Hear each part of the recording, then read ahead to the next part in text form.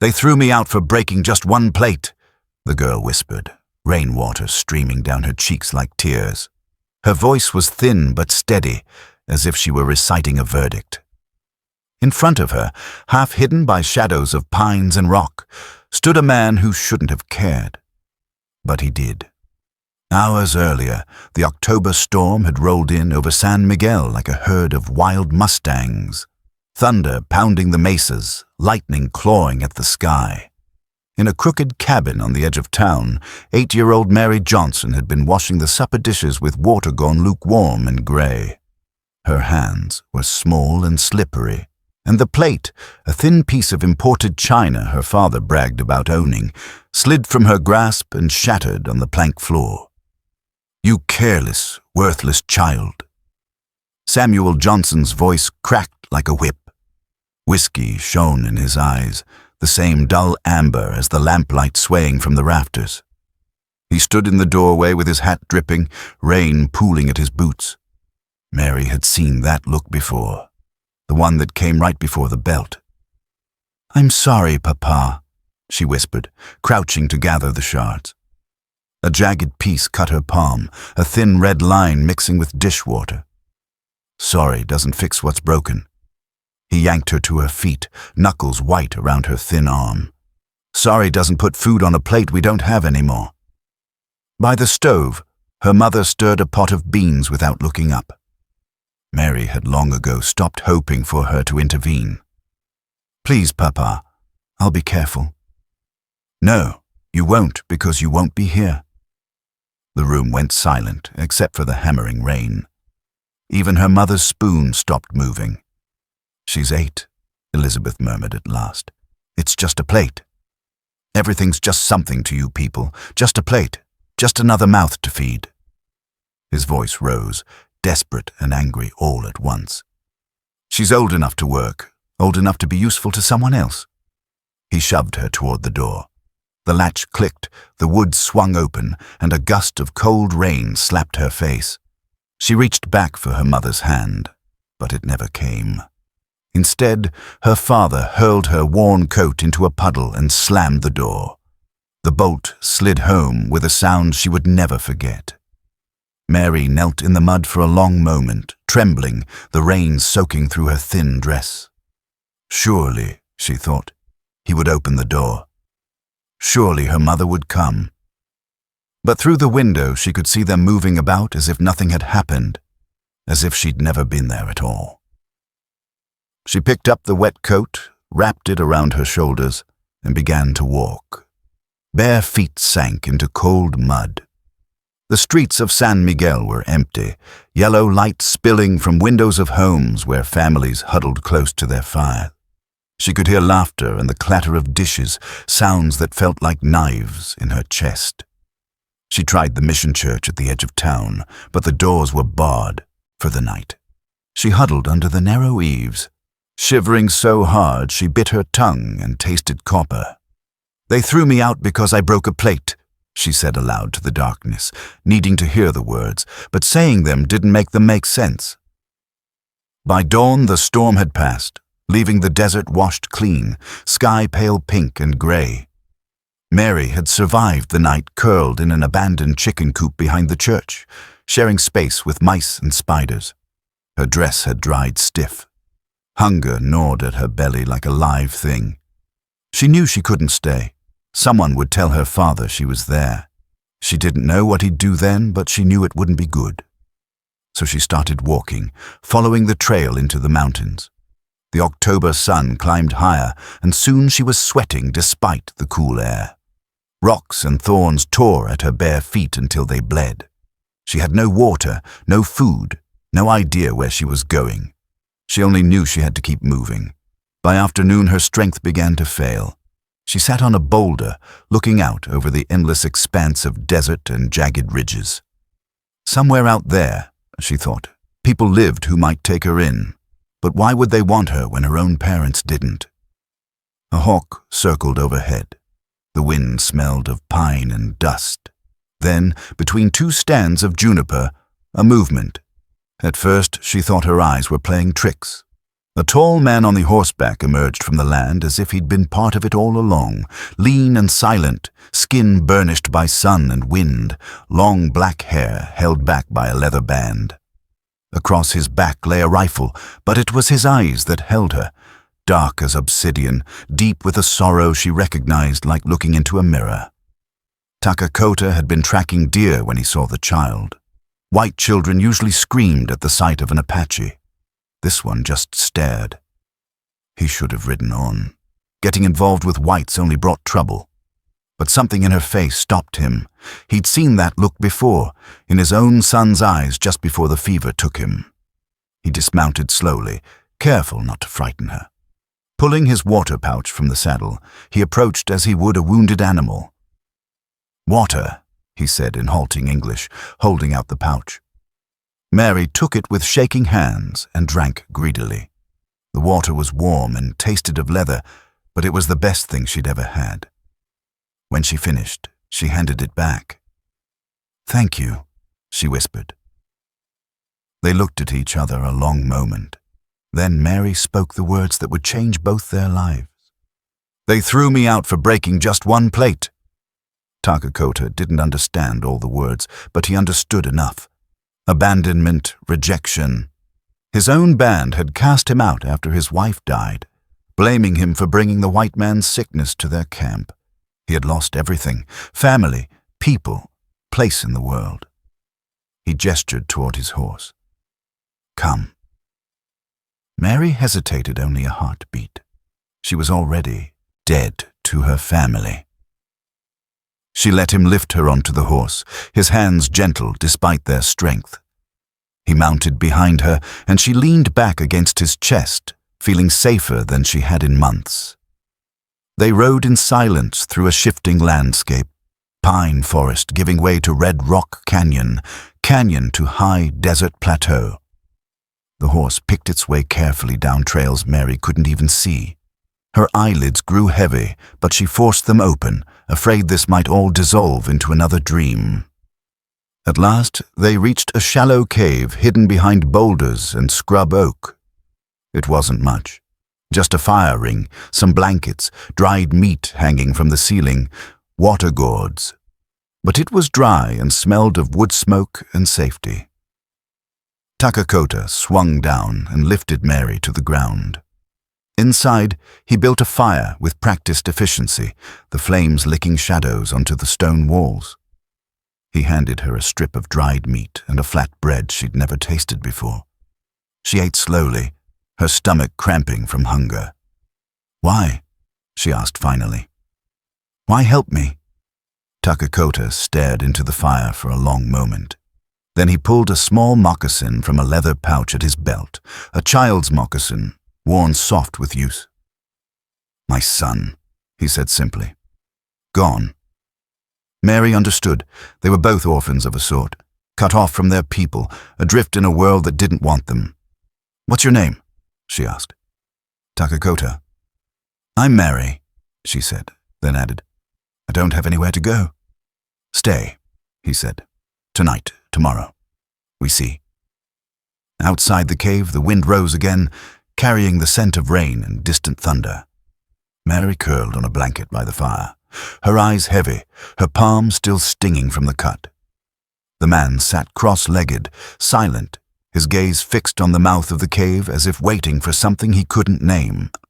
Far below, in the town she'd left behind, someone had seen her father with a stranger near the general store. Rumors were already beginning to stir, and out on the trail behind them, 2 riders were following tracks washed but not erased by the storm.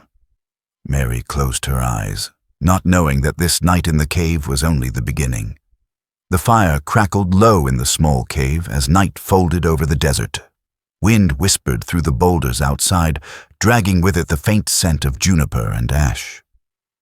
Mary lay curled on a woven blanket, her damp dress stiff from the storm, her fingers twitching in sleep. Takakota sat nearby, unmoving, eyes fixed on the glowing coals. He didn't sleep much these days. She'd spoken English, too fast for him to follow completely, but he hadn't needed every word. The pain had been clear enough. The raw edge in her voice, the haunted stillness in her eyes, it reminded him of when his wife died, when his son's fever wouldn't break, when his people had turned their backs and called him cursed. He hadn't meant to bring her here. He should have left her to find her way back to town.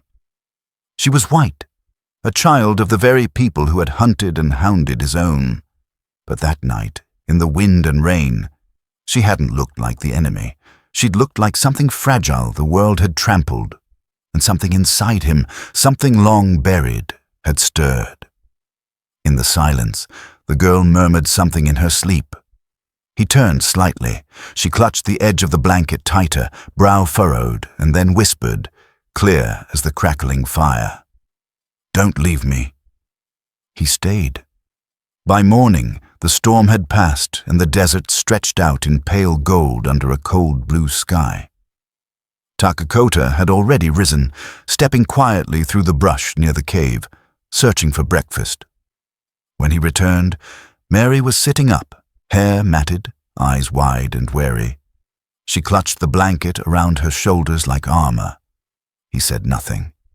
Words had failed him before, and he had learned the power of silence. Instead, he crouched near the fire, cut a strip of dried venison with his obsidian knife, and offered it on the flat of his palm. She hesitated, then took it, chewed slowly. When he handed her a water gourd, she drank in careful sips. He gestured toward the cave opening. "Stay," he said. "Today." She looked up at him, uncertain. "Tomorrow," he added, pointing to the horizon. "We see." It became a rhythm between them. Few words, many gestures, days stretching into something that looked like peace, though neither would have called it that. Mary learned fast. Hunger made you alert. Takakota taught her how to build a fire from dry brush and flint, how to find edible cactus fruit, which rocks held the most water after rain. He never yelled, never raised a hand. His movements were efficient, deliberate, but never cruel. She watched everything he did with the solemn attention of a student afraid to fail. The first time she caught a lizard on her own, she held it up triumphantly. He gave a small nod of approval. The second time she cut her palm again while whittling, he took her hand gently, wrapped it with a strip of deerskin, and let her lean against him while the fire warmed them both. He never asked about her family. He didn't have to. She talked sometimes, more to herself than to him. Bits and pieces spilled out in quiet moments. She didn't say goodbye. She just kept stirring the beans like she didn't hear him. Another day. He said I was old enough to be useful to someone else. I didn't even pack anything. Later. Sometimes I wonder if I ever really belonged there. Takakota didn't reply. He only passed her the water gourd and let the silence answer. One evening, as the sun bled down behind the ridge, she asked, "Why did you help me?" He didn't respond right away. The fire threw shadows across his face, making him look older than she had first thought. "Before," he said slowly, his English thick and rough, "I had son, small, sick, gone." Mary swallowed hard. "I'm sorry." He nodded once. "Me too." She wanted to say more, but the words tangled in her throat.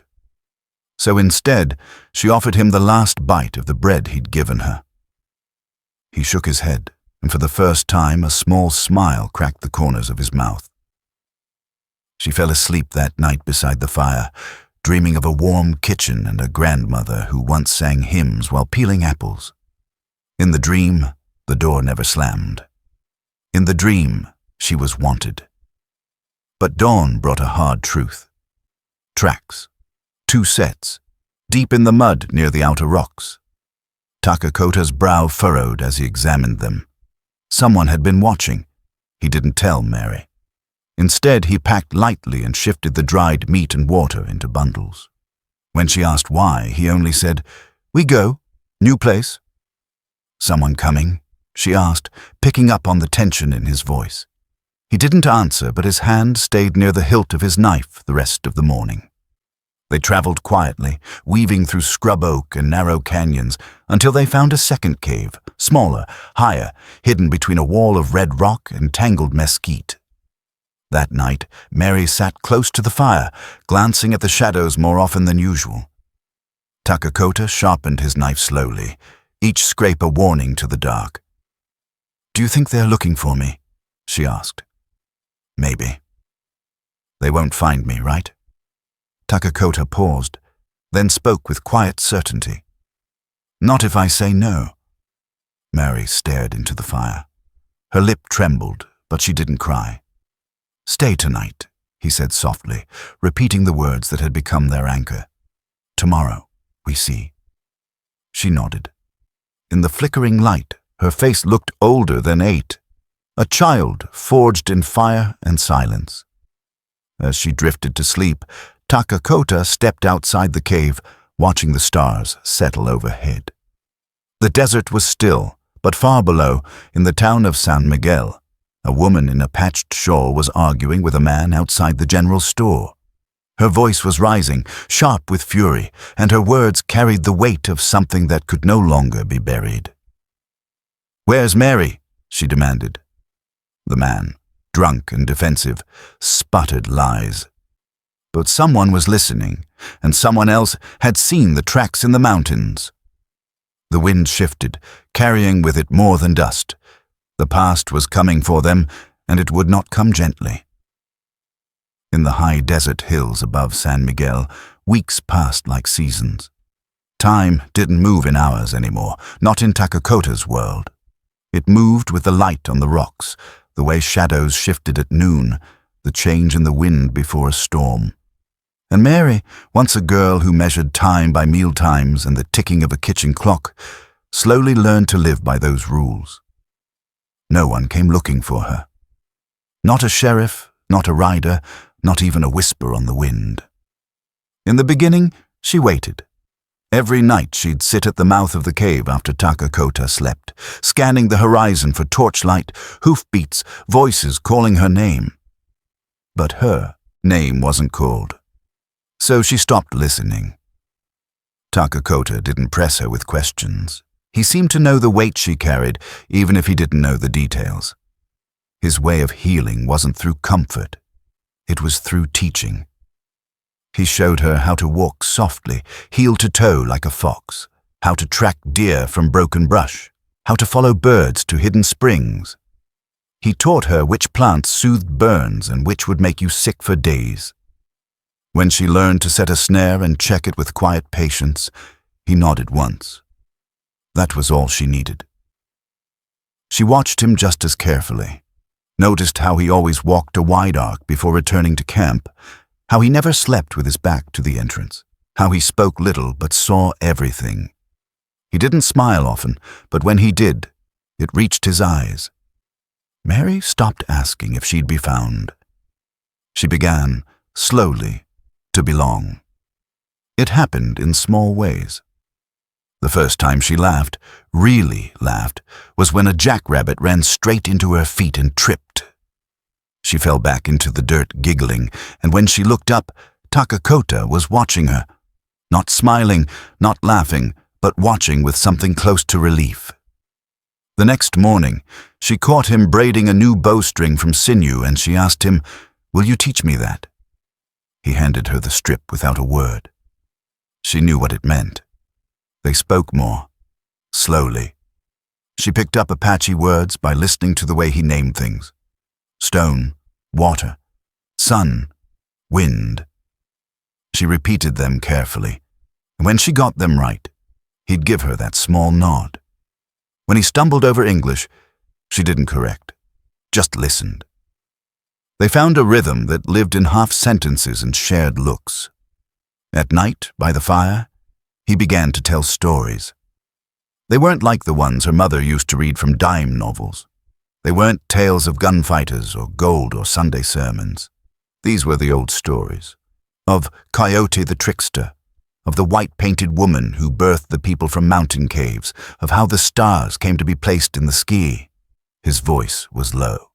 almost reverent, and Mary listened with wide eyes, holding every word like a treasure. One evening, after a story about a hawk who sacrificed his wings to save his child, Mary said softly, "My grandma used to tell me stories too. Not like yours, but nice ones." Takakota poked at the fire, waiting. "She died 2 winters ago," Mary said. "She was the only person who saw me, you know? Not just looked at me, but saw me." He looked at her then, truly looked. She loved God, had this big Bible. It was falling apart at the spine, but she read it every night. Said we were all cracked clay jars, but that was how the light got in. Takakota's brow furrowed at the words, but he seemed to understand the shape of them. He nodded once and said, "Wise woman." Mary smiled faintly. "She would have liked you." They didn't speak of her parents. Not directly, but once, while mending, her dress with thread pulled from an old shirt, Mary whispered, "I think I stopped being their daughter a long time before the plate broke." That was just the excuse. He didn't answer. He didn't have to. By the 3rd week, she no longer looked over her shoulder.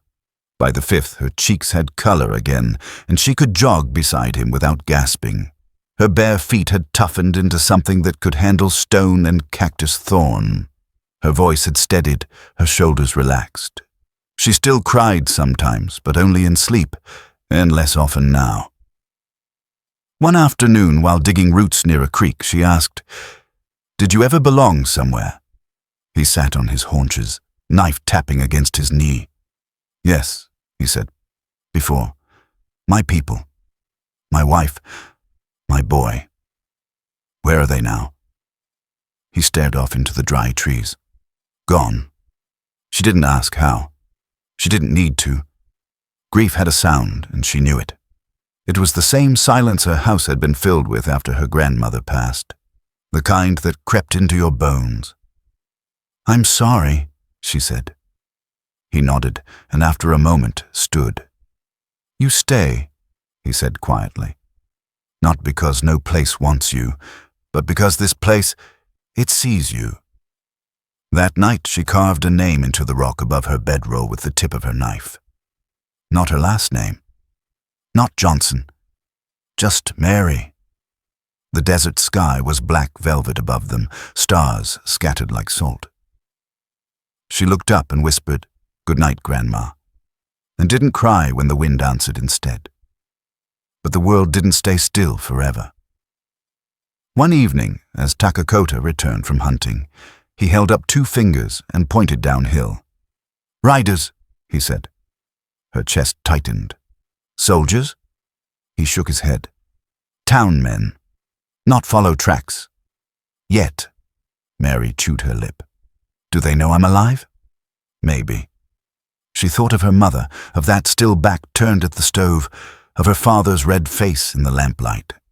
"I don't want to go back." He didn't promise her she wouldn't. Apache men didn't promise what they couldn't control. But he said, "Stay close. Be ready." Then he added, softer, "You're not thing to be thrown away." It was the kindest thing anyone had ever said to her. Later that night, as the fire burned low, she sat beside him, knees drawn to her chest, staring into the flames. "If I had a daughter," he said without looking at her, "I think she would look like you." Mary's breath caught. She said nothing, only leaned her head slowly against his shoulder. He didn't move. Neither of them saw the figure in the distance, watching from the ridge. But it was there, silent as shadow, marking the path that would lead to their door. The desert had given her a father, but the world wasn't done with Mary yet. The wind shifted that morning, hot and dry, coming down from the ridges instead of up from the desert. Takakota stood at the cave entrance, watching the sunrise stain the sky orange, and read and said only one word, "Come." Mary knew not to ask questions when he used that tone. They traveled light. Takakota had prepared jerky, flint, and a water gourd. He checked his knife twice before sliding it into the sheath. Mary tied back her hair with a strip of buckskin and followed him into the wild. They rode for hours across uneven rock and high brush. The higher they climbed, the thinner the air grew, and the quieter Takakota became. Mary didn't know where they were going, but she felt it in her chest. This wasn't just another hunt. By midday, they reached a narrow trail flanked by towering pines. Beyond it, a shallow valley opened, protected by boulders and thick trees. Smoke curled from 3 cook fires. Hides hung between branches. Children played near a creek, their laughter light but alert. Women stirred pots. Elders sat in the sun, eyes scanning everything. Mary pulled the horse to a stop. "What is this place?" she whispered. Takakota didn't answer. He raised his hand in greeting, and soon a tall woman approached. Her face was lined with age, but her eyes were sharp as flint. Silver and turquoise hung from her ears. She wore a dress the color of desert stone, stitched with patterns Mary didn't recognize. "Siala," Takakota said, nodding. The woman stopped 3 feet from them and looked Mary up and down. "This is the one?" she asked in Apache. Her voice was calm but laced with steel. "Yes," Takakota replied. "She's alone, like I was." Siala turned her gaze on him. "You were cast out." "I still am." Mary didn't understand the words, but she caught the weight behind them. Something painful passed between the two of them, history carved in silence. Siala finally looked at Mary again. "You speak Apache, girl." Mary shook her head. Siala turned to Takakota. "Then she cannot stay." "She learns fast," he said. "She is strong, smarter than many of ours." "She is not ours," Siala replied. "I was not either," he said. "But you let me come now. You listen. That is enough." Siala studied Mary another long moment. "You, white girl," she said in halting English. "Why are you here?" Mary dismounted. Her legs shook, but she stood tall. "My family threw me away. He found me. He didn't have to keep me, but he did. I've been with him ever since." Siala crossed her arms. "White families don't throw away children." "Mine did." Siala narrowed her eyes. She didn't ask for more. She didn't need to. "You stay," she said finally. "But not guest. You work. You learn. You earn." Mary nodded. "I understand." "You don't," Siala said bluntly. "Not yet. But you will." From behind the cook fires, a younger man stepped forward, face painted with ochre, eyes cold. He wore war beads across his chest and carried himself like someone used to being listened to. "Kuruk." He looked Mary up and down, and then spoke sharply to Siala in Apache. Mary didn't catch the words, but Takakota's jaw tightened. "What's he saying?"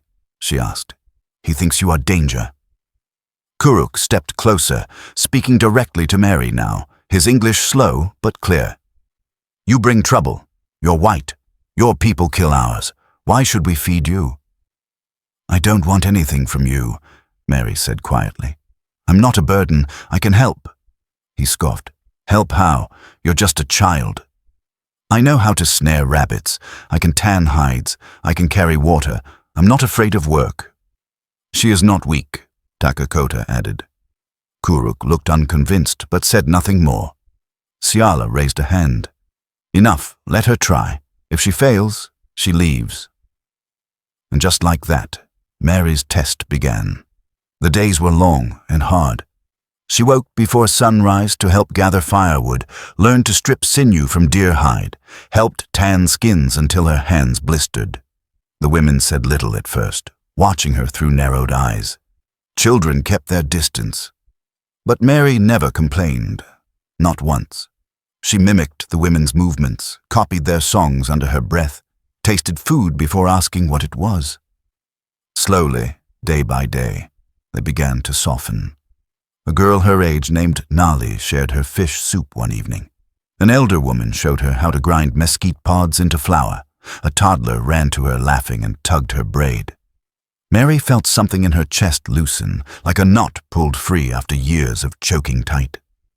At night, She collapsed beside Takakota, aching but proud. "They're still watching me," she whispered one evening. "Always," he said. "But you're standing. Is Kuruk always that angry?" Takakota didn't answer right away. "His father was killed by white soldiers," he said at last. "He thinks all your people are killers." Mary stared into the fire. "I think my people are strangers. I don't know what they are anymore." Takakota looked at her with something close to sorrow. "That is harder than hate." One morning, Ciala handed Mary a basket and pointed to the distant hillside. "Berries," she said. Mary nodded, eager to prove herself. She climbed the slope alone, the sun warm on her shoulders, the air buzzing with life. She was halfway back with a full basket when she heard voices. Not Apache. English. "Thought I saw her come this way." Male. Sharp. Close. She froze behind a boulder, heart pounding. Two men were walking along the creek below, ranch hands from San Miguel. One of them she recognized, Mr. Barnes. He'd bought calves from her father once. The other had a rifle slung across his back. They didn't see her, but they were looking. She held her breath until they passed, then waited another 10 minutes before slipping back into camp, basket clutched to her chest. Takakota met her at the edge. "Men from town," she said quietly. His jaw clenched. "They follow trail?" "Maybe." That night he sharpened his knife in silence. Mary sat beside him, staring into the fire. "I don't want to leave," she said. He looked at her, eyes dark and steady. "You may have to fight for it." Mary didn't flinch. "I will." From the edge of camp, Kuruk watched them both, fingers twitching near his blade. He still didn't trust her, maybe never would. But across the fire circle, Ciala was watching too, and this time she was smiling, just a little. Mary didn't see it, but she felt it, something shifting, not welcome, not yet, but closer. And down in San Miguel, a woman in a patched shawl was lighting a candle in her window, not for herself, but for a child no one else seemed willing to find. And Clara Brown had never been good at letting things go. She was about to become a problem for everyone. Clara Brown had never been one to shrink from a fight, even when the fight was hopeless. Widowhood had made her invisible in San Miguel, but not mute. People talked over her, bargained her down, whispered behind her back. She endured it all until the day she watched Samuel Johnson shove his little girl into the storm. By the time weeks had passed and no one spoke the girl's name, Clara's anger had hardened into something sharper. She confronted Samuel one afternoon outside the general store while half the town watched from behind windows and porch rails. "Where's Mary?" she demanded. Her patched shawl flapped in the wind, her dark hair pulled back so tight it gave her face a stern, almost skeletal look. Samuel leaned against a post, chewing tobacco like a man with nothing to hide. "Gone to live with relatives back east," he said. "Better opportunities there." "You liar." Clara's voice was steady, but her hands clenched her shawl. "Mrs. Patterson saw you push her out of your house that night. A child, Samuel. You threw out a child over a broken plate." He stepped closer, using his height to loom. "Mind your tongue, woman. What I do with my family is my business." "You don't have a family," Clara said, low and clear. "You have victims." For a heartbeat, Samuel's hand twitched as if to strike her. But he saw the people watching, saw his own reflection in their eyes, and stopped. He spat at her feet and stalked away into the saloon. The murmurs that followed were soft but real. Some shook their heads. Others turned away. No one else spoke. That night, Clara lit a lamp in her tiny shack on the edge of town. She pulled a small bundle from under her bed, dried food, a coat too large for a child, and a heavy Bible worn soft from decades of hands turning its pages. Inside the cover was a photograph of a stern woman with kind eyes. Mary's grandmother. She didn't tell anyone where she was going.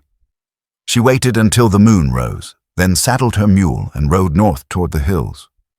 The trail was rough, but she knew the country. She'd heard whispers of an Apache man living alone somewhere up there. She'd heard talk of a white child seen with him. She found them at dawn. Takakota stood at the edge of a clearing, bow in hand, his horse grazing behind him. Mary knelt near a fire, hair in 2 uneven braids, skin sun-browned and eyes wary. She didn't look like the fragile girl Clara remembered. She looked like a creature caught between 2 worlds. Clara dismounted slowly, raising her empty hands. "I'm not here to take her," she called. Takakota's gaze flicked to Mary, then back to Clara. He said nothing, but his body stayed coiled. Mary rose, heart hammering. She recognized Clara from town, the woman who had stood up to her father. "Mary," Clara said, softer now. "It's me." Mary's voice cracked. "Why are you here?" "I needed to know you're alive." Takakota stepped forward a pace, eyes narrowing. "Why?" Clara met his stare. "Because no one else cares enough to climb a mountain." He searched her face, then lowered the bow slightly. Clara opened the bundle and placed it on a rock between them. Food, a coat, and this. She pushed the Bible toward Mary. Mary stared at it as if it might burn her. Her grandmother's Bible. She picked it up with trembling hands, thumbed the worn edges. Inside the cover was the photograph she thought she'd never see again. "I convinced your mother to give it to me," Clara said quietly. "Thought you might want something of your old life." Mary clutched the book to her chest. "Thank you." Clara knelt so she was eye level with the girl. "Do you need anything else?" Mary glanced at Takakota, then shook her head. I'm okay here." Clara's throat tightened. "Good, then I won't stay long. I just wanted you to know you're not forgotten." She stood, brushing dirt from her patched dress. Mary reached out, catching her sleeve. "Why do you care?" Clara's eyes softened. "Because I know what it's like to be unwanted." Her voice dropped. "My husband died 3 years ago. His family blamed me for not giving him children. They took everything, our farm, our stock, even my wedding ring. I live by washing other people's clothes, and every day someone reminds me I'm a failure as a woman. No child should feel what I feel. If these people are caring for you, then they're good people, no matter what the town says." Mary blinked back tears. "You're the first person who's been kind to me since Grandma." Clara reached up, touched her cheek. "Hold on to that book. It'll remind you where you came from, but don't let it chain you. You're allowed to build something new." Takakota had watched the exchange silently. Now he spoke, his English clipped but even. "You go back to town now." Clara nodded. "I will. But if you ever need anything—" She left the sentence unfinished. She turned, walked to her mule, and mounted. The sun was rising over the ridge, catching on the patches of her dress, making them shine like armor. Mary hugged the Bible tight and watched her go until the trail swallowed her. Takakota put a hand on her shoulder. "White woman brave," he said. Mary nodded. "She's different." He gave her a long look. Different can be dangerous. Mary looked down at the photograph inside the Bible, at her grandmother's eyes staring back. She didn't know if Clara would come again, but she felt something shift inside her. The world wasn't all one color. Not all white people were like her father. Not all kindness was gone. From the ridge above, hidden behind a clump of pines, Kuruk had watched the entire meeting. His jaw was tight, his hand resting on his knife. When Clara disappeared down the trail, he slipped back toward camp, mind already working. If word reached the wrong ears that a white woman had found their valley, everything could change. Mary closed the Bible and whispered to herself, "Stay tonight. Tomorrow we see." Down below, Clara rode into the canyon, unaware that her candle in the window had just lit a fuse she couldn't control. San Miguel had always been a place of whispers. By late summer, the whispers turned to shouts, and on a hot, airless night, they became a roar. Lamps flared in the windows, men gathered in knots outside the saloon, and a mob began to form around the shack at the edge of town where Clara Brown lived. "She's been feeding the savages," someone hissed. "She's hiding the white child with them," another man said. "She's a traitor," Don Ramirez announced as he stepped onto the porch of the general store, his black coat gleaming. The rancher's voice carried weight. He owned the biggest herds, the deepest pockets, the sheriff's loyalty. "Bring her out." The crowd surged forward, torches swaying. Inside the shack, Clara pressed her palm to the table to steady herself. She'd known this was coming since the day she climbed into the mountains. She'd felt the town's eyes harden on her when she returned, mud on her boots, a child's Bible missing from her bundle. She opened the door before they could break it. "I'm here," she said, stepping into the torchlight. Her patched dress fluttered around her ankles. Ramirez's face was a mask of contempt. "You've been consorting with Apaches, supplying them, probably telling them about our defenses." "I've been helping a child," Clara replied. Her voice was calm, but her heart pounded against her ribs. "A child this town threw away." Samuel Johnson stepped from the crowd. His face was flushed, his hat pulled low. "My daughter's back east," he barked. "Better opportunities there." "No," Clara said. "She's alive. She's been living with the man who saved her from your neglect. She's healthier than she ever was here." The crowd murmured. Some had wondered about Mary's disappearance. "Even if that were true," Ramirez said, "no white child should live with savages. They've probably made her their slave, or worse. They've shown her more kindness than her own father ever did," Clara shot back. A rock flew from the back of the crowd, grazing Clara's temple. Blood ran down her face, but she didn't flinch. "That's enough," Ramirez snarled. "You'll tell us where their camp is, and we'll retrieve the child." "Tonight." "I won't. Then you're a traitor to your race." The mob pressed closer. Someone shouted for a rope, and then a voice cut through the noise. "Stop!" The crowd parted. A small figure stepped into the torchlight, braids uneven, skin bronzed, wearing a beaded dress. Mary. She looked older than her 8 years, taller somehow, her back straight. Mary climbed onto a wooden crate so everyone could see her. "I'm Mary Johnson," she said, her voice carrying. "The daughter Samuel Johnson threw into a storm because I broke a plate." The square fell silent. Even the horses shifted nervously. "All of you watched," she said, scanning the faces. "You did nothing. He threw me out to die. Takakota found me, saved me, and took me to his people. They fed me, taught me, cared for me when my own blood wouldn't. I wasn't kidnapped. I wasn't enslaved. I was saved." Her mother pushed through the crowd, looking years older, her eyes wet. "Mary," she whispered, "my baby." "I'm not your baby," Mary said quietly. "You let him throw me away. You stood there stirring beans while he put me out to die." Elizabeth collapsed to her knees, sobbing.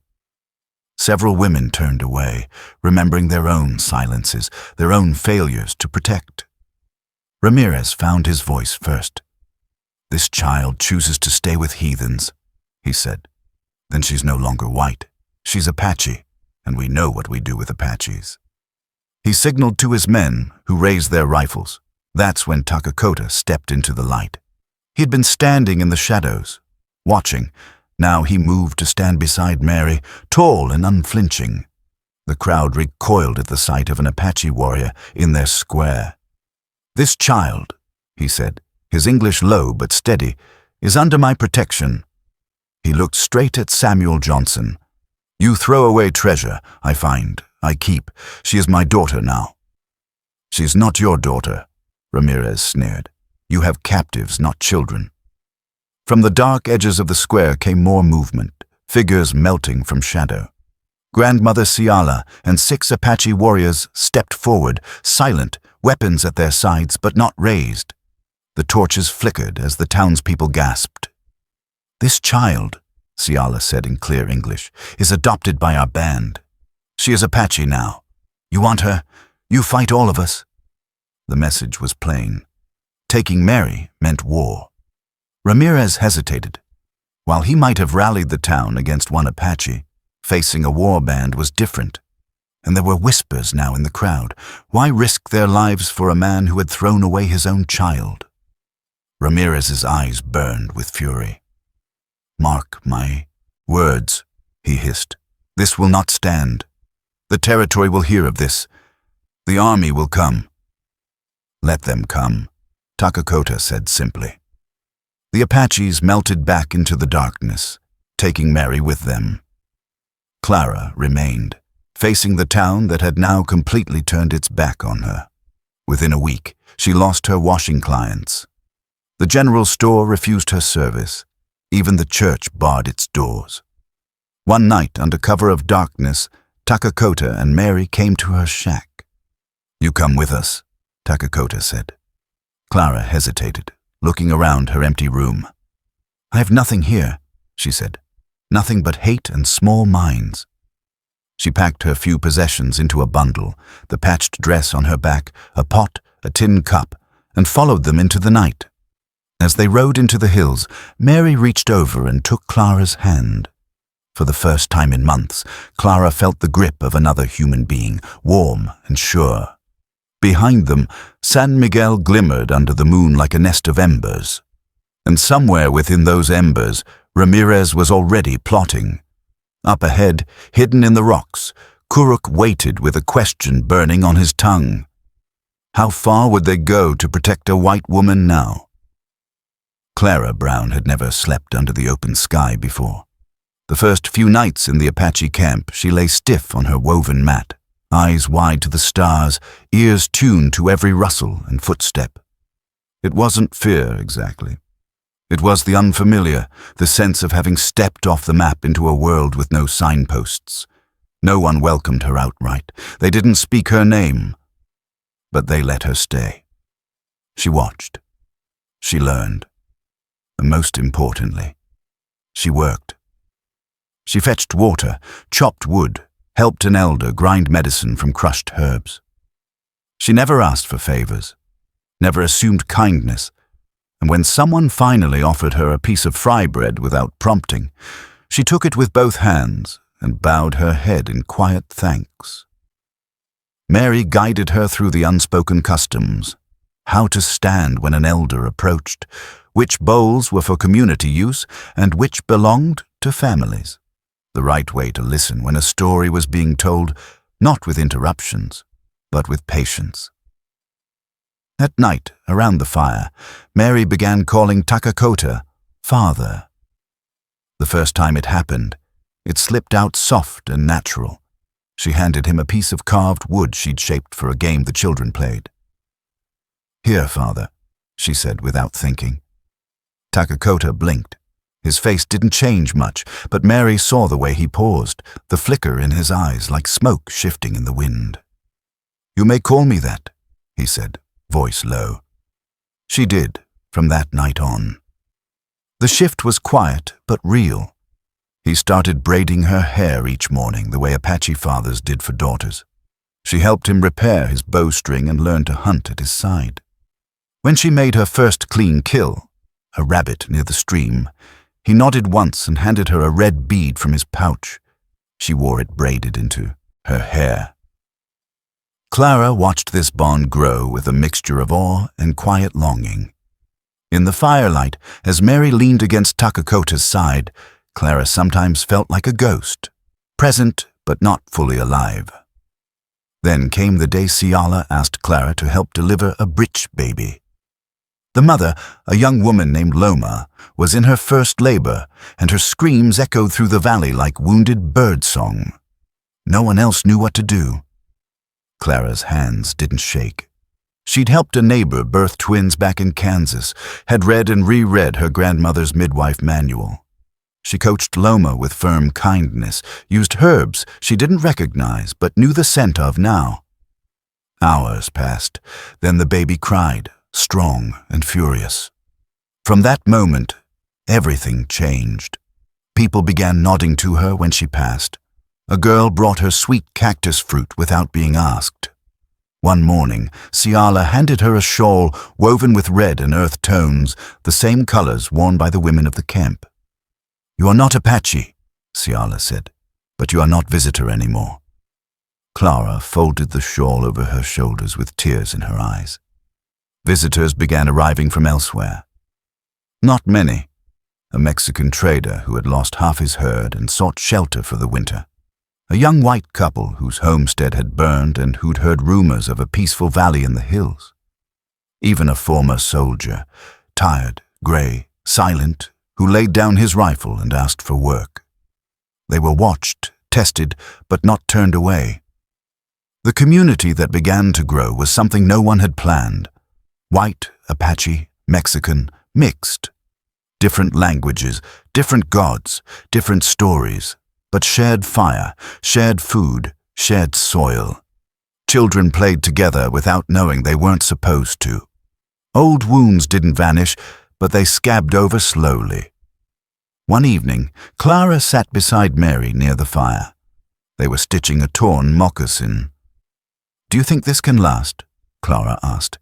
"People living like this, together?" Mary didn't look up. "It has to." "Why?" Mary threaded her needle carefully. "Because the alternative is going back, and we already know what's waiting back there." Clara was quiet for a long time. "They'll come eventually," she said.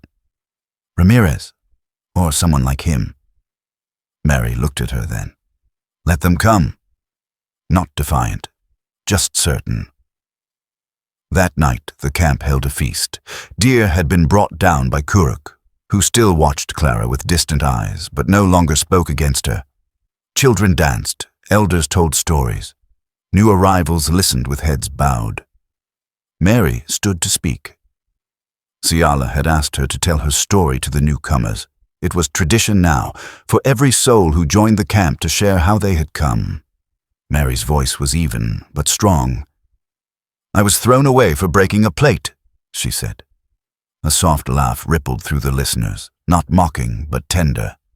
"But what broke me, saved me. The man who found me didn't ask who I was. He didn't ask if I deserved saving. He just said, 'Stay tonight, tomorrow we see.' Her eyes found Takakota in the shadows.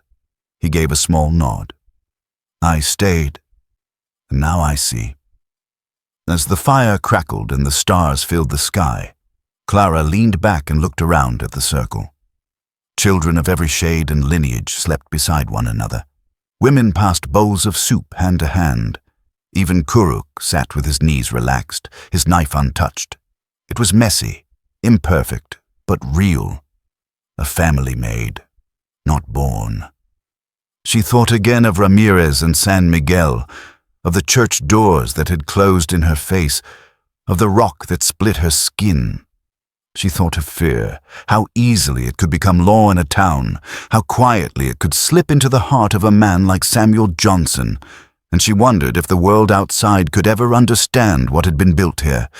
Could peace last? Would they be left alone? The fire burned low. In the distance, an owl called once, then fell silent. From a ridge above the valley, a rider watched through a spyglass. He carried a badge inside his coat and orders in his saddlebag. His name wasn't Ramirez, but he had Ramirez's signature in ink and a letter bearing a federal seal. He turned his horse back toward San Miguel. Behind him, the valley shimmered in moonlight, peaceful, unarmed, unaware. The first snow came early that year, dusting the mountain pines in silver. Smoke curled from the chimneys of the Apache camp as Mary stepped barefoot into the chill morning air. She was 16 now, tall and strong, with quiet confidence in her walk and a steadiness in her gaze that made people pause when she entered a room. She still wore Apache moccasins, but the necklace she wore belonged to her grandmother. Her braids were tied with red cloth, a nod to both her blood and her chosen family. Her days were spent teaching the children how to track, how to read, how to listen. Her nights were filled with stories and stars. Then came the rider. He appeared at dusk, escorted by 2 Apache scouts. His robe flapped in the wind, and a silver cross hung from his neck. Father Miguel. An old priest with tired eyes and hands that trembled more than they used to. He was the only man from San Miguel who'd ever spoken kindly to her as a child. Mary met him by the fire. Clara brought him coffee in a tin cup. Takakota remained nearby, silent but present.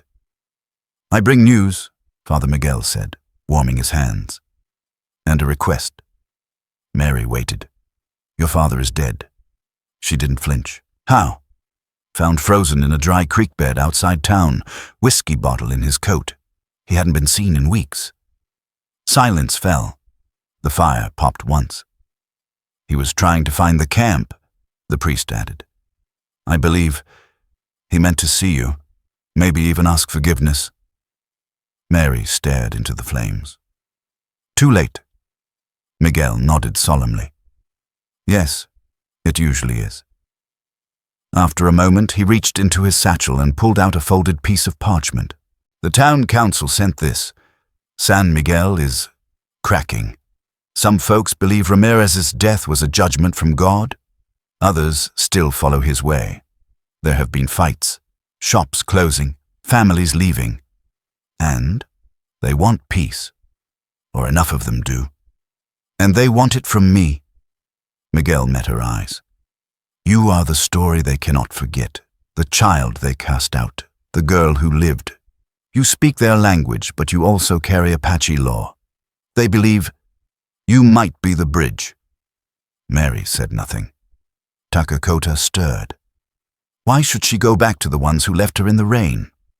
"Because some of them are listening now," Miguel replied. "And someone needs to speak." The fire danced in Mary's eyes. She rose. "I'll go." Takakota turned to her. "You do not owe them anything." "I know." She touched his arm. "But maybe I owe it to the ones who didn't know what they were doing, the silent ones, the children watching, the ones still learning what justice looks like." He didn't argue. He only nodded once and said, "Then you go as who you are now, not who they remember." The next morning, Mary braided her hair tight. Clara adjusted the beaded collar of her dress. Takakota placed a leather-wrapped stone in her palm. "For balance," he said, "from my son's grave." Mary held it close. They rode out in procession, Mary in front, Takakota to her right, Clara to her left. Behind them came others, Ciala, Kuruk, 2 Mexican traders, 3 children, and a woman from Texas who'd lost her farm to fire and found a home in the valley. San Miguel had never seen anything like it. The town square was packed. On one side, the old guard, those who still spoke Ramirez's name like a prayer. On the other, townsfolk who'd begun to question what they'd allowed. Mary dismounted slowly. Her boots hit the dirt with a soft thud. She walked to the crate where she had once stood as a child, soaked and shaking. Now she climbed onto it as a woman. "You watched a father throw out his child," she said, "and you did nothing." No one moved. "I was 8 years old. I broke a plate." That was the excuse. "But the truth is, I was always invisible to you. A burden, a mistake, not worth the effort." Her voice didn't shake. "I thought I would die that night. Instead, I lived. I was saved by a man your stories called Savage. He didn't ask who I was. He only said, 'Stay tonight. Tomorrow, we see.'" Her eyes moved across the crowd. "And what I saw was a people who taught me to live. Not just survive. A family that chose me. A home built on work, respect, and love. Something this town hasn't earned." A woman began to cry. "Mrs. Patterson." She stepped forward. "I should have stopped him. That night I saw you fall in the mud." Mary nodded once. "Silence has cost this town more than it knows." Another woman stepped forward. Then a man. The crowd began to shift. Shame, grief, recognition, but not all were moved. One man shouted, "You're not white anymore, you're one of them." Mary looked him straight in the eye. "I am both, and neither. I'm what you made when you broke something and walked away." She reached into her pouch and pulled out a shard of porcelain, the same piece from the plate she'd kept all these years. "This broke me once, but the cracks are where the light gets in." She let it fall. It shattered on the stones. A hush fell over the square. "I'm not here for revenge," she said. "I'm here because your children are watching. Teach them better. Show them that love doesn't stop at color or creed. That community means choosing to protect the vulnerable. Every time." Then she stepped down and walked back to Takakota. Behind her, the town did not erupt in cheers, but it also didn't throw stones. Father Miguel approached. "You've planted something," he said. "Let's see if it grows," she replied. They stayed one night, enough for the conversations to begin, enough to see which faces held hope. The next morning, as they mounted to leave, a teenage girl slipped from the crowd and ran up to Mary. "Wait," she said, breathless. She held out a wooden cross, crudely carved. "My brother made this. He wants you to have it." Mary took it gently. "Tell him thank you." She tucked it next to the stone from Takakota's son. As they rode toward the hills, Clara looked back at the town that had cast them out. "Do you think they'll change?" she asked. Mary didn't turn around. "I think they're starting to." Far behind them, in the church bell tower, a man with a spyglass lowered it slowly. The badge in his pocket glinted. He now had the face and name of the girl who could turn a territory upside down, and he'd just been ordered to bring her in, alive if possible, dead if not. The square was quieter this time, not silent. San Miguel was never that still, but the air felt different. Tense, maybe. Expectant. A group had gathered again, not in rage like before, but out of something deeper, something shifting. Curiosity, hope, doubt. Mary stood once more on the same crate where she'd spoken as a child, the crowd gathered beneath her feet. But now she stood taller, her shoulders squared, the wind tugging at the hem of her hand-stitched dress. In one hand, she held a folded cloth. She took her time unfolding it. Inside lay a single piece of glazed ceramic, blue and white, the edge still jagged, the fragment of the plate that had shattered the course of her life.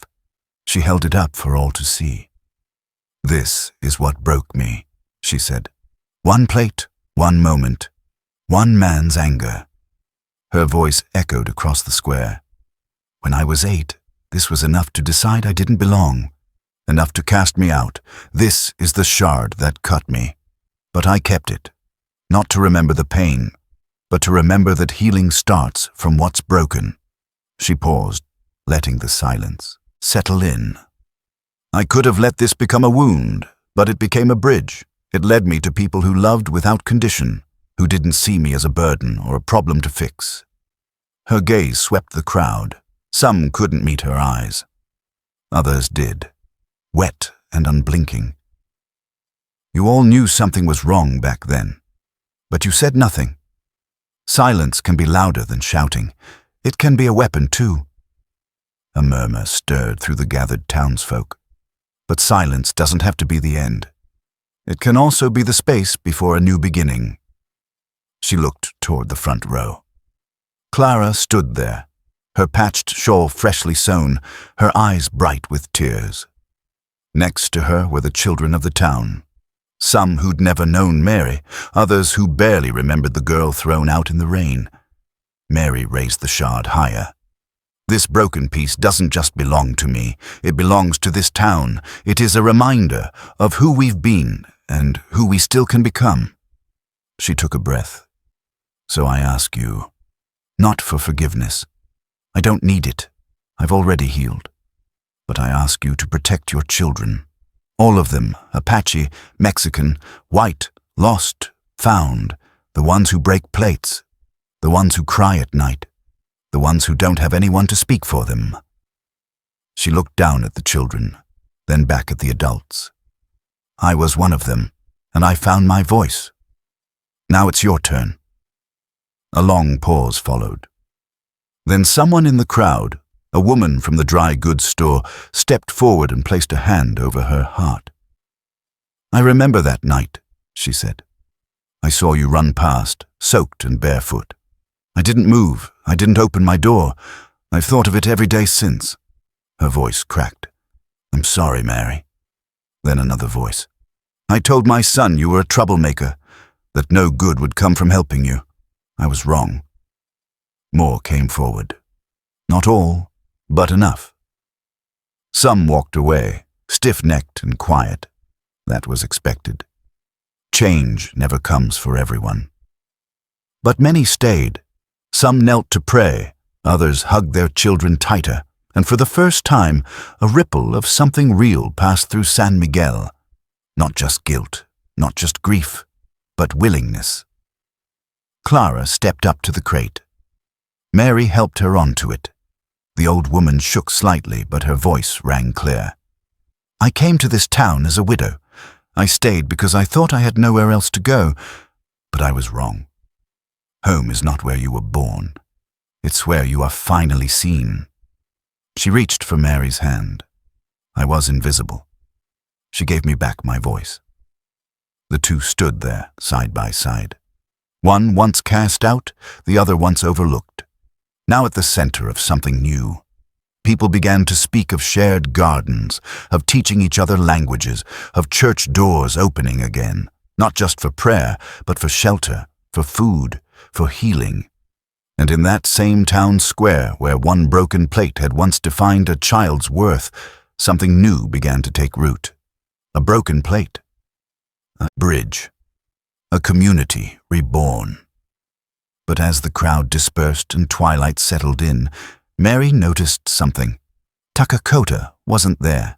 He had stayed behind in the camp, saying he needed rest. But now a shadow gripped her heart.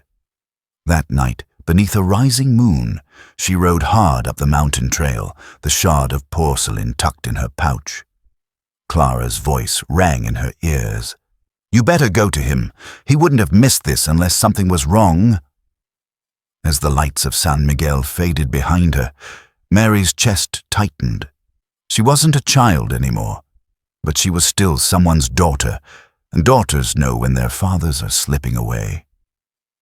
Mary rode through the pines, wind cold against her cheeks, the mountains rising like dark shoulders against the dawn. The world felt hushed, holding its breath. She pressed her knees to the mare's sides and leaned forward. She didn't need to be told anymore. She knew. When she reached the camp, the fire was low and smoke drifted like mist. Ciala stood waiting, wrapped in a red shawl. Her eyes met Mary's, and she gave a slow shake of the head. Mary slid off her horse. Her legs buckled when her feet touched the earth. Inside the lodge, Takakota lay on his side, wrapped in the hide he had carried for 20 winters. His face was calm, his breathing faint but steady. He opened his eyes when Mary knelt beside him. I came, she whispered. I knew you would, he said. She took his hand. His skin was cool, thin as rice paper, but still strong enough to close gently around hers. I saw you speak in San Miguel, he rasped. The girl, she is gone. Mary smiled through her tears. You raised a woman. He blinked slowly. And now, you will raise a son. She stiffened. How do you know? He gave a dry chuckle. I've lived long enough to know the signs. I saw the way you touched your belly last night. I know the look. You're full of life. Mary lowered her head to his chest, trying not to sob. You will name him, he said, breath catching. For both worlds. You will teach him. Both skies. She nodded, tears falling freely. I promise. He squeezed her hand once more. Then his eyes drifted shut. The final breath was a whisper. That night the camp lit fires that danced until morning. Songs were sung for Takakota. the man who had chosen to save instead of turn away, a warrior who built peace with his hands, not weapons. Mary didn't sleep.